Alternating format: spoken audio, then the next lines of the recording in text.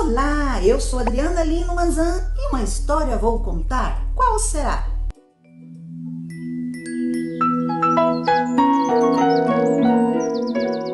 Hoje vamos falar sobre ouvir a voz de Deus e ouvir as vozes do mundo. Quando você aceitou Jesus, o Espírito Santo veio morar em você. Ele está com você o tempo todo e ele fala com você. Só que também tem vozes, outras vozes, que pode falar com você. São vozes de anjos caídos, anjos malignos, demônios, que podem te enganar, que podem dizer mentiras para você, para te desviar do propósito de Deus. A palavra de Deus diz em João 4,44 que o diabo é o pai da mentira. Então, ele sempre vai querer te enganar, sempre vai dizer mentiras a seu respeito. Mas você pode escolher ouvir a voz de Deus, ouvir a voz do Espírito ou ouvir essas vozes. Vou contar a história de um menino que ouviu vozes enganadoras e sofreu consequências muito ruins. A história que eu vou contar hoje é Pinóquio, um conto adaptado. Era uma vez um criador de brinquedos chamado Gepeto. Ele fazia brinquedos incríveis de madeira. Gepeto não tinha filho e um dia ele fez um boneco articulado e pensou que poderia ser seu filho. Então, um dia, Gepeto estava lá na sua oficina trabalhando quando ele ouviu uma voz. Olá! Gepeto olhou, parece que a voz vinha do boneco. Ele pensou, não, isso é impossível, e continuou trabalhando. Mas de novo ele ouviu, olá, quem é você? Gepeto assustou, porque realmente a voz vinha do boneco. E o boneco veio até Gepeto, e ele dançava, ele conversava. Gepeto pegou aquele boneco no colo e falou, como é possível? Você é um boneco. Como você está falando? Por que você ganhou vida? Ah, eu não sei, disse aquele boneco. Ah, eu também não quero saber. Você vai se chamar Pinóquio. Tá bom, eu vou ser o seu pai e você é o meu filho, Pinóquio. Tá bom, papai.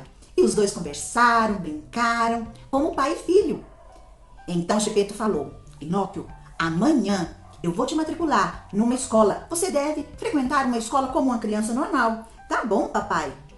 No outro dia, Gepeto preparou Pinóquio, acordou ele cedinho, comprou seus livros escolares e disse, agora, Pinóquio, vá para a escola. Não desvie do seu caminho, não converse com ninguém, não se distraia. E Pinóquio foi muito feliz. Ele estava muito alegre porque ele ia aprender a ler e escrever. Mas, de repente, no meio do caminho, apareceu uma raposa. E ela ficou encantada com aquele boneco que falava, que ria, que conversava como um menino de verdade. E ela perguntou para Pinóquio, olá, menino, onde você vai numa manhã tão linda? Ora, eu vou para a escola aprender a ler e escrever. Ah, que pena, você vai ficar trancado numa sala num dia tão lindo. Não, não faça isso, vamos para a feira. De repente, apareceu o grilo falante. Não faça isso, Pinóquio, vá para a escola, como você falou para o seu pai. Quem é você? Pinóquio ficou confuso. Eu sou a sua consciência, Pinóquio, e agora você deve ir para a escola. Ah, mas eu queria tanto ir na feira. Não, você vai para a escola. Mas a raposa continuou insistindo.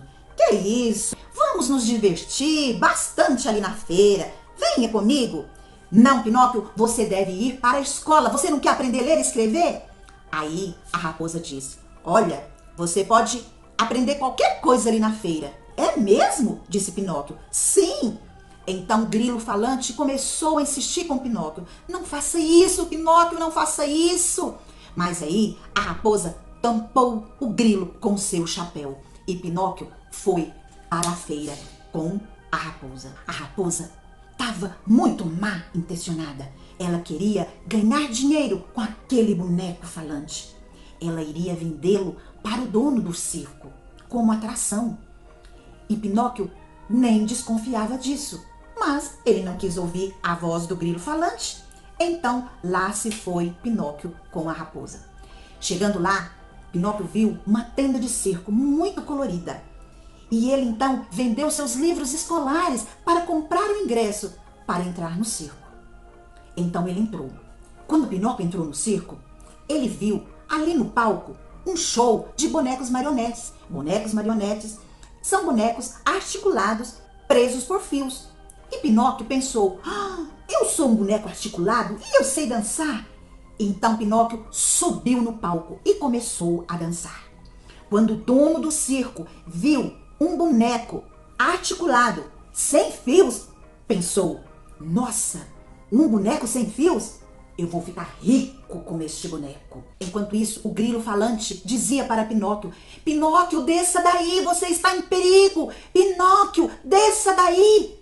Mas Pinóquio não conseguia mais ouvir o grilo falante. E o dono do circo prendeu Pinóquio numa gaiola. Pinóquio chorava e gritava e pedia socorro: me tire daqui! Mas o grilo falante não podia ajudá-lo. Pinóquio passou a noite toda ali preso, chorando. Mas o grilo falante estava ali perto dele.